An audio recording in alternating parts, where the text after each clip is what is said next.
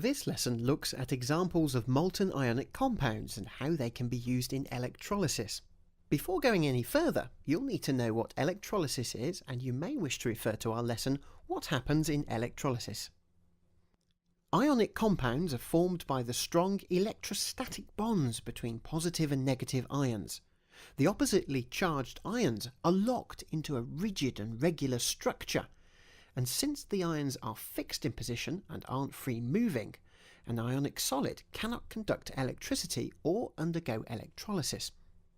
But one way of making it conduct is to heat it until it melts.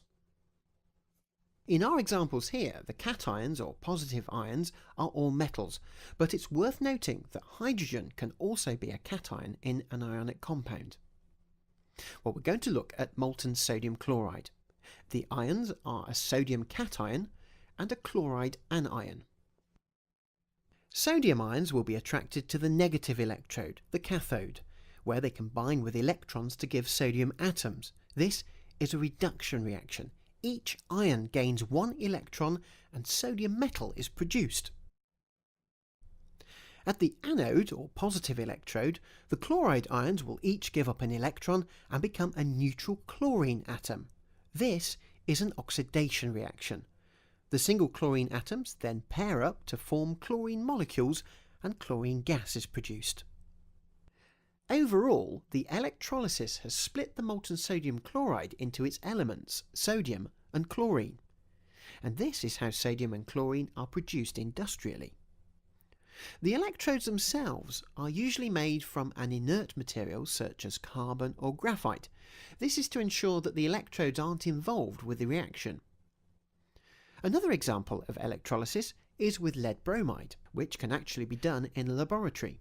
At room temperature it's a solid, and as we've seen with other ionic solids, it won't conduct as the ions cannot freely move. But when it is heated and melts, it becomes an electrolyte. When the electrodes are connected to a DC power source, the lead cations will be attracted to the negative cathode, where they will gain electrons and become lead atoms. And in this case, each cation requires 2 electrons to neutralize the 2+ positive charge. At the anode or positive electrode, the bromide ions will each lose a single electron and become bromine atoms. And like the chlorine atoms, they will pair up to form bromine molecules. Now, if you were to do this in a laboratory, you'd see silvery lead forming on the cathode and a brown gas being given off at the anode. This is bromine. The lead bromide has been decomposed into lead and bromine by electrolysis. So remember, electrolysis will cause any molten ionic compound to decompose into its elements.